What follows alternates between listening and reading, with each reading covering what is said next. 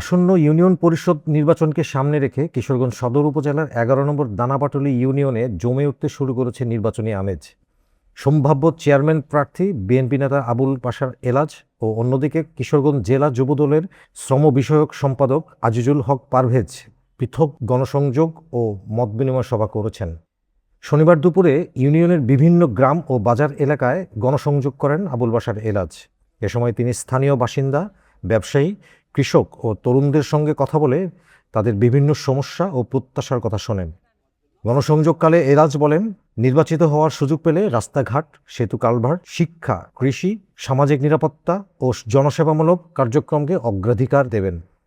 পাশাপাশি সুশাসন, স্বচ্ছতা ও জবাবদিহিতা নিশ্চিত করে একটি উন্নত ইউনিয়ন গড়ে তোলার প্রতিশ্রুতি দেন তিনি।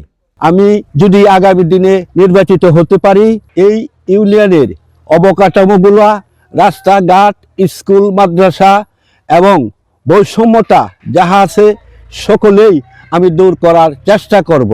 আমরা কিন্তু ইনশাআল্লাহ তাদেরকে চাই না। অন্যদিকে শনিবার সন্ধ্যায় কালিয়ারকান্দা বাজারে মতবিনিময় সভা করেন সম্ভাব্য চেয়ারম্যান প্রার্থী আজিজুল হক পারভেজ। সভায় স্থানীয় বিএনপি ও অঙ্গ সংগঠনের নেতাকর্মী সহ বিভিন্ন শ্রেণী পেশার মানুষ অংশ নেন। মতবিনিময় সভায় পারভেজ বলেন, নির্বাচিত হলে রাস্তাঘাট, শিক্ষা, স্বাস্থ্যসেবা, কৃষি ও অবকাঠামো উন্নয়নকে অগ্রাধিকার দিয়ে কাজ করবেন। একই সঙ্গে তিনি জানান, দলের সিদ্ধান্ত ও নীতিমালার প্রতি তিনি শ্রদ্ধাশীল এবং দল যে সিদ্ধান্ত দেবে সে অনুযায়ী নির্বাচনে অংশগ্রহণ করবেন। দানাপাটলী ইউনিয়ন কিশোরগঞ্জ সদর আসনের মধ্যে অবহেলিত এলাকা। মূলত মানুষজনের অনেক ধরনের প্রবলেম, সবকিছু চিন্তা ভাবনা করিয়া আমি এলাকার উন্নয়নের স্বার্থে, দলের স্বার্থে, মানুষের পাশে থাকার প্রত্যয়ে 11 নং দানাপাটলী ইউনিয়নের চেয়ারম্যান পদপ্রার্থী।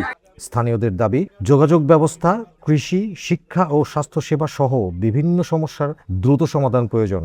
তাদের মতে, সম্ভাব্য প্রার্থীদের ধারাবাহিক গণসংযোগ ও মতবিনিময় কর্মসূচিতে ইতিমধ্যেই দানাপাটুলী ইউনিয়নে নির্বাচনী আমেজ তৈরি হয়েছে।